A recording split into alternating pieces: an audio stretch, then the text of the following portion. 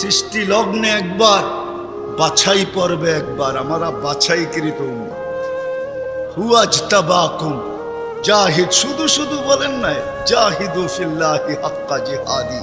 উম্মতে মুহাম্মাদি, আমাকে পাওয়ার জন্য যতটুকু শক্তি আছে সব লাগায় দে না।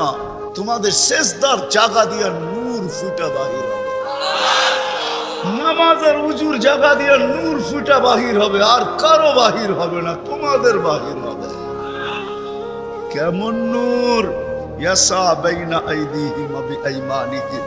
নূর সামনে ঘুরতে থাকবে, ডাইনে ঘুরতে থাকবে, বামে ঘুরতে থাকবে, পিছে ঘুরতে থাকবে। রিয়াদুস সালিহিনের কিতাবে হাদিসে আছে, নবীরা পর্যন্ত দেখা আক্কা বাক্কা খাবে। এরা কারা? উম্মত তো খাবে, খাবেই। ফেরেশতারা বলবে চিনো না বুঝি? ঠিক না, সবাই শেষে আসছে তো কোত্থেকে চিনবা? তোমরা তো ওই সময় ছিলাই না। এটা উম্মতে মুহাম্মাদি, উম্মতে মুহাম্মাদ। আজকে এই উম্মত নবী চিনে না, দাবি জানে না। শের জায়গায় চলে আসছি, আর কিন্তু লম্বা হবে না। আল্লাহর দাবি আমাদের কাছে, আল্লাহকে রাজি করো। যদি এই ছোট জীবনটা সুখে থাকতে চাও, আল্লাহ পাওয়া ব্যতীত সুখ হবে না। রব্বে কাবার কসম,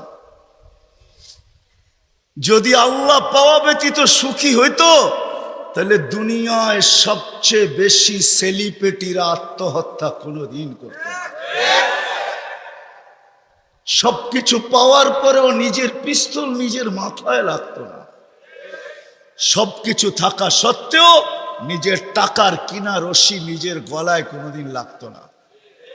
উন্নত বিশ্বে কোনোদিন আত্মহত্যার প্রবণতা এত বেশি হতো না।